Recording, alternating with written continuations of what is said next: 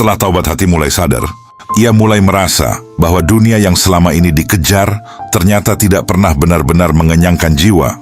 Dalam perjalanan ruhani yang dijelaskan oleh Ibnu Arabi di dalam Al-Futuhat Al-Makkiyah, zuhud bukan berarti meninggalkan dunia secara fisik.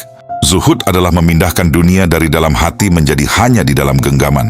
Banyak orang takut dengan kata zuhud, seolah-olah itu berarti harus miskin, harus menjauh dari pekerjaan, harus menolak kenyamanan. Padahal bukan itu maknanya. Zuhud bukan tentang apa yang kamu miliki. Zuhud adalah tentang apa yang memiliki kamu. Jika dunia ada di tanganmu, ia tidak berbahaya.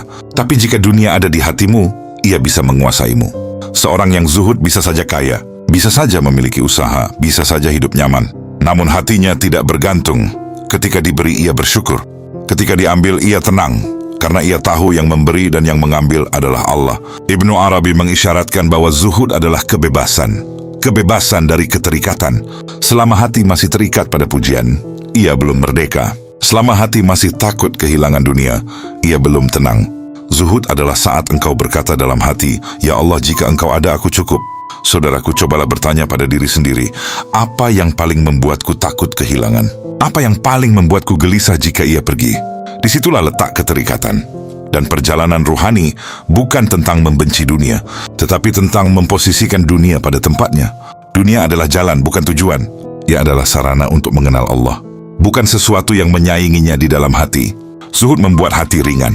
Ringan untuk bersedekah, ringan untuk memaafkan, ringan untuk tidak membalas. Karena ia tidak lagi sibuk menjaga citra dan kepentingan diri. Dia hanya sibuk menjaga hubungan dengan Allah. Dan mungkin zuhud bukan dimulai dari kehilangan besar. Ia dimulai dari latihan kecil. Melepaskan keinginan untuk selalu dipuji. Melepaskan keharusan untuk selalu menang.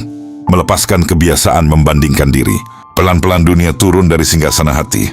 Dan ketika itu terjadi, hati mulai lapang. Semoga Allah menjadikan kita orang-orang yang memegang dunia dengan tangan, bukan dengan hati. Dan menjadikan hati kita hanya terikat kepadanya. Amin.